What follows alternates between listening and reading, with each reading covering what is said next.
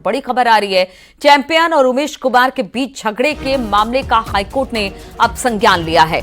High court ने मामले में सरकार से रिपोर्ट मांगी है। आज दोपहर 2 बजे तक सरकार से दोनों की रिपोर्ट मांगी गई है। कोर्ट ने दोनों का ब्यौरा मांगते हुए पूछा कि किस पर कितने केस और क्या है आपराधिक रिकॉर्ड। इसके साथ ही कोर्ट ने एसएसपी को भी तलब किया। हाईकोर्ट के मामले की सुनवाई 2 बजे होने वाली है।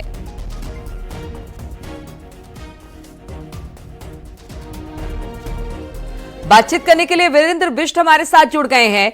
वीरेंद्र, अगर चैंपियन और उमेश कुमार के बीच की अदावत की बात की जाए, वो सबने देखा, इस पर कार्रवाई भी हुई है, लेकिन अब हाईकोर्ट ने संज्ञान लिया है। क्या कुछ कहा है हाईकोर्ट ने इस पूरे मामले को लेकर और कितने बजे अब इस पूरे मामले पर सुनवाई?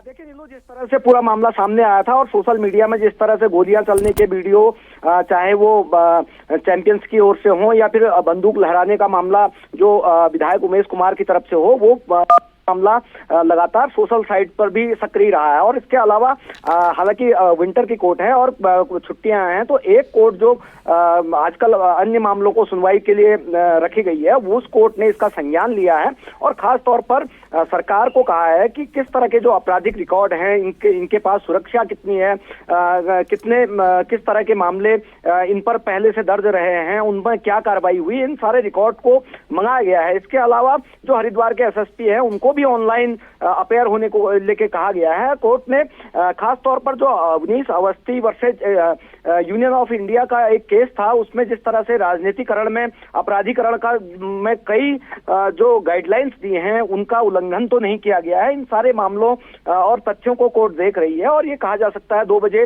सुनवाई के लिए रखा गया है। सरकार को कहा है कि आप जो तथ्य हैं, जो रिकॉर्ड्स हैं, वो कोर्ट के सामने लाएं, तो 2 बजे सुनवाई हो सकती है और कोर्ट इस पर कोई निर्णय भी ले सकता है। लेकिन जिस तरह से हालांकि आने वाले दिनों में चाहे वो चैंपियन हो, चाहे वो उमेश कुमार हो, उन्होंने महापंचायत का भी ऐलान किया है, तो ये सारी बातें कोर्ट में उठ सकती है। तो ये कहा जा सकता है कि 2 बजे के बाद या 3 बजे तक कोई निर्णय हाईकोर्ट से इस पूरे मसले पर आ सकता है। नीलो, ठीक है, बहुत बहुत शुक्रिया आपका वीरेंद्र बिष्ट तमाम जानकारी देने के लिए। तो इस पूरे मामले में अब हाईकोर्ट ने संज्ञान लिया है। 2 बजे चैंपियन और उमेश कुमार के बीच में जिस तरह से ये गोलियां चली और फिर चैंपियन को 14 दिन की न्यायिक हिरासत में भेजा गया, अब उस पर सुनवाई हाईकोर्ट करेगा। कुंवर प्रणब सिंह चैंपियन के खिलाफ हरिद्वार जिला प्रशासन ने एक बड़ा एक्शन लिया है। जिला प्रशासन ने चैंपियन के परिवार के 9 शस्त्रों के लाइसेंस को सस्पेंड कर दिया। ये लाइसेंस प्रणब चैंपियन, उनकी पत्नी, उनके बेटे के नाम पर थी। इसके साथ ही जिला प्रशासन ने विधायक उमेश कुमार का भी गन लाइसेंस सस्पेंड कर दिया है, जिसको लेकर डीएम की तरफ से आदेश भी जारी कर दिया गया है।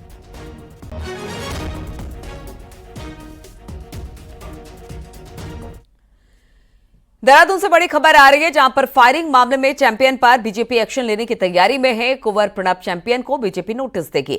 बताया जा रहा है कि पार्टी प्रणब चैंपियन को कारण बताओ नोटिस जारी करेगी और जवाब के बाद चैंपियन पर पार्टी एक्शन ले सकती है। आपको बता दें कि चैंपियन बीजेपी से निकाले जा चुके हैं। तो चैंपियन को निकालने की तैयारी में बीजेपी है। इससे पहले भी एक बार ऐसे ही चैंपियन की तरफ से कुछ किया गया था, जिस पर पार्टी से चैंपियन को निकाल दिया गया था, लेकिन बाद में फिर शामिल कर लिया गया। लेकिन इस बार मामला बड़ा है, फायरिंग का मामला है। चैंपियन ने खुलेआम जिस तरह से फायरिंग की, अब बीजेपी चैंपियन पर एक्शन लेने की तैयारी कर रही है।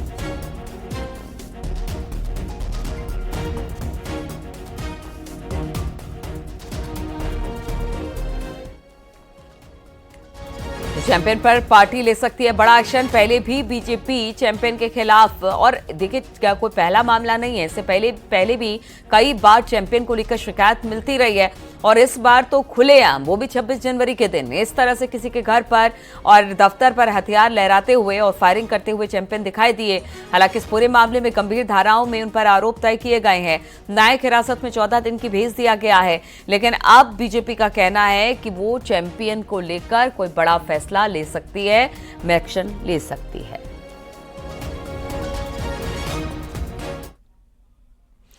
और रुड़की से बड़ी खबर आ रही है, जहां पर गुज्जर मिलन समिति ने 29 जनवरी को लक्सर में महापंचायत बुलाई है। उमेश कुमार के खिलाफ यह महापंचायत बुलाई गई है। गुज्जर मिलन समिति में पंचायत को लेकर सिटी मजिस्ट्रेट को ज्ञापन भी सौंपा गया है। वहीं दूसरी ओर उमेश कुमार ने 31 जनवरी को सर्व समाज की बैठक बुलाई है।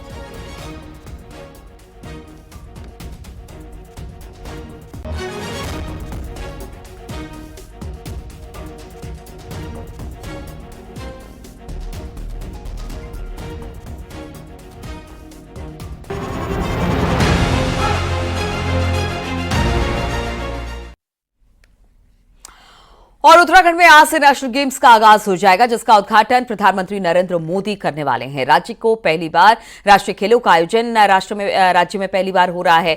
इसके लिए पूरी तैयारी पुख्ता कर ली गई है। खिलाड़ी और स्टाफ को मिलाकर कुल 16,000 लोग नेशनल गेम्स में पहुंचेंगे। नेशनल गेम्स में 4,701 महिला खिलाड़ी हैं, वहीं 4,844 पुरुष हैं खिलाड़ी हैं। नेशनल गेम्स में 35 खेलों के इवेंट होते हैं। आज प्रधानमंत्री मोदी करीब 3 बजे देहरादून पहुंचेंगे और करीब 2 घंटे अधिकारियों के साथ और मंत्रियों के साथ बैठक लेंगे। बैठक में हरिद्वार, ऋषिकेश, शारदा कॉरिडोर पर चर्चा होगी, प्रेजेंटेशन होगा और इसके साथ ही बद्रीनाथ, केदारनाथ मास्टर प्लान पर भी चर्चा के साथ सड़क और रेल प्रोजेक्ट पर भी बातचीत होगी। इस दौरान सीएम धामी भी साथ में उनके मौजूद होंगे।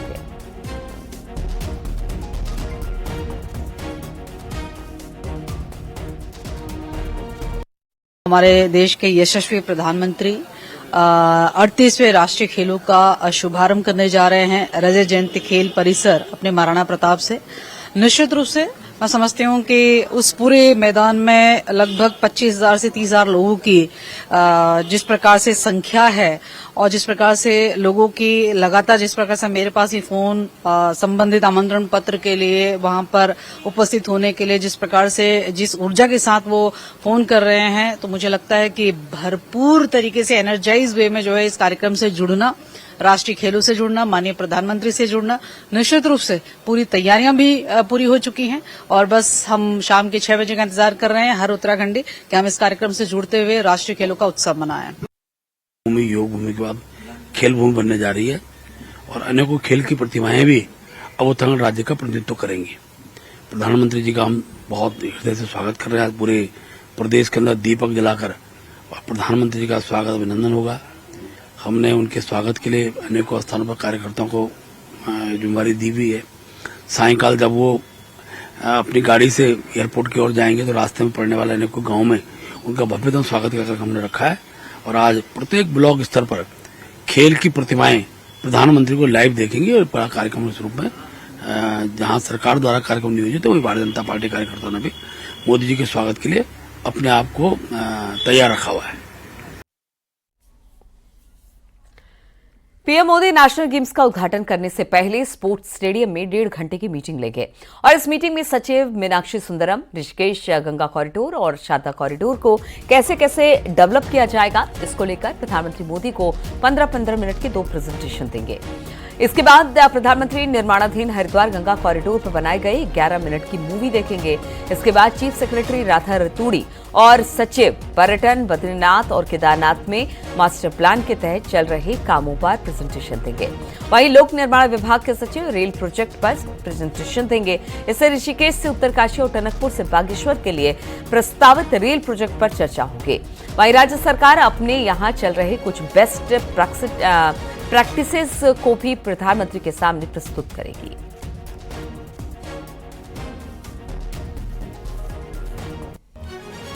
तो देखिए, प्रधानमंत्री ऐसे उद्घाटन तो नेशनल गेम्स का 6 बजे करना है, लेकिन वो 3 बजे पहुंच जाएंगे और उत्तराखंड में किस किस तरह से विकास परियोजनाएं चलाई जा रही हैं उस पर पहले चर्चा करेंगे, मीटिंग करेंगे और इसी पर बातचीत करने के लिए सत्येंद्र बर्थवाल इस वक्त देहरादून से हमारे साथ जुड़ गए हैं।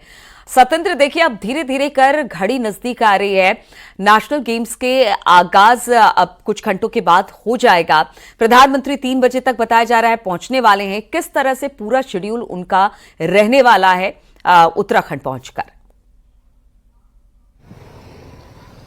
बिल्कुल नीलू, आज उत्तराखंड के लिए एक बड़ा दिन है क्योंकि नेशनल गेम्स आज से शुरू होने जा रहे हैं और जिसका आगाज खुद देश के प्रधानमंत्री करेंगे। और प्रधानमंत्री क्योंकि यहाँ पे 3:30 बजे करीब यहाँ उत्तराखंड में पहुंच जाएंगे और करीब 4 बजे प्रधानमंत्री महाराणा प्रताप जो स्टेडियम है उसमें बने जो खेल सचिवालय है वहां पहुंचेंगे और करीब 2 घंटे की मीटिंग इसमें बताई जा रही है कि 2 घंटे प्रधानमंत्री अधिकारियों के साथ मीटिंग रहेंगे। उसमें तमाम अधिकारी और तमाम मुख्यमंत्री खुद पुष्कर सिंह धामी उसमें मौजूद रहेंगे। साथ ही कई मंत्री भी उसमें शिरकत लेंगे, क्योंकि प्रदेश की जो विकास की जो बहार है, जो विकास के अन्य आगे जो कार्यक्रम है, उसको लेकर प्रधानमंत्री अधिकारियों से बातचीत करेंगे। और करीब 6 बजे होगा उत्तराखंड में नेशनल गेम्स का आगाज। और इस समय क्योंकि हम खड़े हैं नेशनल गेम्स जहां पे उन्हें ये महाराणा प्रताप जो स्टेडियम है उसके ठीक सामने। और आपको मैं एक और चीज अभी दिखा सकता हूं कि आप मेरे पीछे ये देखिए, ये पूरा जो इलाका है यहाँ पे वो क्योंकि ग्रीन गेम के तहत ये स्टेडियम और ये ग्रीन गेम के तहत इस टाइम नेशनल गेम चल रहा है। और यहाँ पे वो हर एक खिलाड़ी जो प्रदेश में पहुंचेगा उसको इस इलाके में हर एक खिलाड़ी यहाँ पहुंच के एक एक पेड़ लगाएगा। और इस पूरे इलाके को हरा भरा रखने के लिए खेल विभाग और वन मंत्रालय यानी वन विभाग यहाँ पे पूरा वन विभाग ने पूरी तैयारी की है। और हर जो खिलाड़ी है उसको एक एक जो पेड़ लगाना है वो इस इलाके में लगेगा। यानी कि ये जो इस टाइम जो नेशनल गेम्स की जो थीम है वो ग्रीन गेम्स को लेकर चल रही है। और जो यहाँ पे हर प्रकार की व्यवस्थाएं देखने को मिल रही है और खिलाड़ी भी यहाँ पे लगातार पहुंचने शुरू हो गए हैं। साथ ही जो शाम का जो प्रोग्राम होगा वो भव्य बनाने के लिए खुद जुबिन नौटियाल जो कि सिंगर और बॉलीवुड सिंगर हैं वो मौजूद रहेंगे। जी चलिए ठीक है सत्येंद्र, आपसे बातचीत होती रहेगी। फिलहाल बहुत बहुत शुक्रिया आपका हमारे साथ जुड़ने के लिए। तो नेशनल गेम्स को लेकर खिलाड़ियों में जोश देखने को मिल रहा है। खिलाड़ी पहुंचने लगे हैं और अपनी तैयारियों के बाद खेलने के लिए उनके चेहरे पर आत्मविश्वास और संघर्ष की भावनाएं साफ तौर पर देखी जा सकती हैं। खिलाड़ियों का कहना है कि वो अपने प्रदेश के लिए गोल्ड मेडल लेकर आएंगे। से हम लोग उतरे हैं यहाँ पे और हम लोग काफी अपने उत्तराखंड गवर्नमेंट से भी फैसिलिटी के हिसाब से हम लोग 45 डेज का कैंप थे, तो 15 दिन का, तो काफी हम लोग ने बच्चे लोगों ने कैंप पे सबसे पहले तो हम लोग फुल टीम थे। उसके बाद में जो भी अपना अपना वेट वाइज अपना अपना इवेंट में जो खेलने वाले हैं वो हम लोग सिलेक्शन ट्रायल करने के बाद फिर उसके बाद फिर सेकंड सेक्शन और थर्ड फेज का जो कैंप है उसमें बच्चे लोगों ने बहुत मेहनत किया है। और हम लोग उम्मीद है कि हम लोग उत्तराखंड टीम को हम लोग 10 से ऊपर मेडल देंगे। 10 से ऊपर मेडल देंगे। सर कितने खिलाड़ी आप लोगों के चयनित हुए? टोटल हम लोग का स्ट्रेंथ है 39। हाँ, उसमें ताउलू के सेशन के भी है और सांसो के भी है। सांसो जो होता है वो हमारा एक तो ये पूरा फुल कम्पिटिटिव गेम है। उसमें हम लोग का कुश्ती टाइप का, फिर हम लोग का किकिंग है, पंचिंग है और ग्रिपलिंग है, वो सब को मिला के एक सांदा बोल के एक गेम है। उस गेम को छोड़ के एक ताउलू है, उसमें हम लोग का वीपन्स के सामने एक जिम्नास्टिक टाइप का हम लोग का एक 8x12 का मैट पे हम लोग का मूवमेंट करना पड़ता है, तो उसको हम लोग ताउलू बोलते हैं। तो ताउलू के भी ये हमारा पिछले साल का मेडलिस्ट है, हमारा कार्तिक है। फिर उसके बाद में ये सब हमारा ताउलू के सेशन का है। और सांसो के ये रहा हम लोग का सांसो के मयंक सांसो से है और अब शौर्य सांसो से है। तो काफी अच्छे परफॉर्मेंस हम लोग देंगे इस बार। बिल्कुल, कुछ खिलाड़ियों से बात कर लेते हैं। जी, नाम आपका? अंकिता। क्या खेलेंगे? ताउलू जैनशो शॉर्ट वेपन। क्या लगता है किस तरीके से आप तैयारी की है? अच्छा किया तैयारी तो हम लोगों का, अभी सर लोगों ने भी काफी मेहनत किया हम पे और हम लोगों ने भी, तो हमें लगता है कि हाँ हम लोग मेडल देंगे सब लोग। अच्छा, आप पहले भी मेडल लेंगे? हाँ। तो किस तरीके से उत्तराखंड में अपने उसमें खेलेंगे? उत्तराखंड में सांदा में 65 केजी में खेल रहे हूँ और मेडल लेने के लिए हम यहाँ पे। ठीक है, क्या लगता है किस तरीके से आप यहाँ पे वो करेंगे? किस तरीके से मेरा मंजिल तो गोल ही है, तो गोल के लिए अच्छे से खेलेगी। बिल्कुल। क्या नाम है आपका? कार्तिक थापा। तो आपने अपना पूरा ये हाँ मेरा वेपन है। इसका इस इवेंट का नाम ननगुन है। बेसिकली एक डंडा होता है, उसके साथ सब कुछ जो हमें स्टांसेस वगैरह वो सब करने पड़ते हैं, उसके अकॉर्डिंग पॉइंट मिलते हैं और जो सबसे ज्यादा पॉइंट होगा उसका गोल्ड मेडल होगा। आपका क्या गोल है? मेरा गोल यही है कि मैं इस बार उत्तराखंड के लिए गोल्ड जीतूं बस। नेशनल गेम में कितनी खुशी हो रही है प्रदेश में? बहुत ज्यादा, क्योंकि मेरा फर्स्ट टाइम सीनियर नेशनल है। मैं इस साल 18 की हुई, तो मेरा फर्स्ट टाइम सीनियर नेशनल है और मैं ताउलू करती हूँ, ताइची। और मुझे अपने आप से उम्मीद है कि मैं इस बार उत्तराखंड को मेडल दिलवाऊंगी। बिल्कुल। सर क्या नाम? साहिल। साहिल, यस सर। क्या स्थिति है अभी? सर स्थिति तो बहुत अच्छी है, प्रैक्टिस हमने बहुत जम के करी है और इस बार गोल्ड की तरफ टारगेट है। और नेशनल गेम्स के भव्य कार्यक्रम के लिए भारी संख्या में खेल प्रेमी और खिलाड़ी इंटरनेशनल स्टेडियम पहुंचने लगे हैं। आयोजन के दौरान ट्रैफिक व्यवस्था बदहाल ना हो, इसके लिए ट्रैफिक रूट मैप तैयार किया गया है और एक समय पर करीब 1500 गाड़ियों के लिए पार्किंग व्यवस्था भी तैयार की गई है।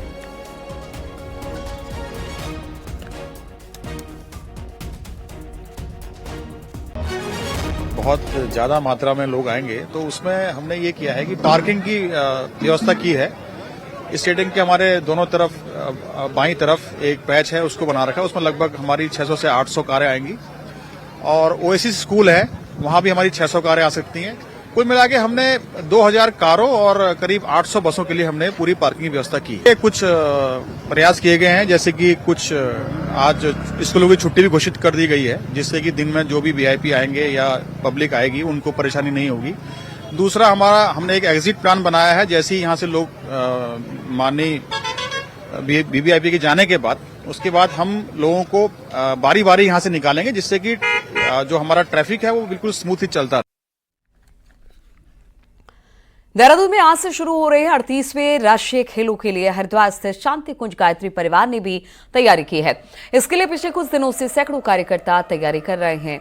आज शाम 6 बजे प्रधानमंत्री नरेंद्र मोदी के खेलों का उद्घाटन करने का कार्यक्रम है। इस अवसर पर गायत्री परिवार के 2200 कार्यकर्ता एक साथ शंखनाद करेंगे। राष्ट्रीय खेलों की शुरुआत माननीय प्रधानमंत्री जी की पावन उपस्थिति में शंख ध्वनि के साथ गायत्री परिवार के सभी साधक करने वाले हैं और एक ऐसा सौभाग्य का विषय है जिसके लिए हम सभी अपने आप को आह्लादित, प्रसन्न, प्रफुल्लित पाते हैं।